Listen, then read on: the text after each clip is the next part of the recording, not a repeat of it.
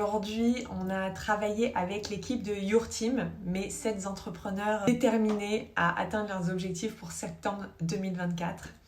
Aujourd'hui, c'était un très gros morceau. On a travaillé sur la procrastination puisque j'ai vu dans les précédents modules que la façon dont elles allouaient leur temps était une problématique récurrente. Et la procrastination, c'est un vrai problème parce que ça a tendance à dilapider notre temps, bien sûr. Mais les conséquences, c'est que quand on dilapide notre temps, c'est des résultats qui arrivent beaucoup plus tard dans notre business. Et si des résultats arrivent plus tard, c'est des clients qui arrivent plus tard, c'est des ventes qui arrivent plus tard et c'est des sous qui arrivent plus tard. Donc en fait, la procrastination, ça nous coûte aussi de l'argent. Et je rappelle que la procrastination, c'est vraiment une stratégie d'évitement. C'est une façon d'esquiver une tâche qui nous met mal à l'aise, qui nous crée de la peur, du doute, de l'anxiété. Et notre cerveau, il déteste ça. En tout cas, la partie archaïque très ancienne de notre cerveau déteste ça. Il veut absolument aller vers quelque chose de plus facile, de plus fluide, quelque chose de connu.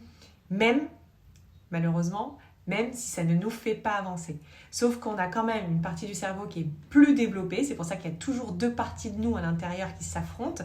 Cette deuxième partie du cerveau, elle sait que cette difficulté, certes temporaire, c'est le passage obligé pour pouvoir avancer et progresser.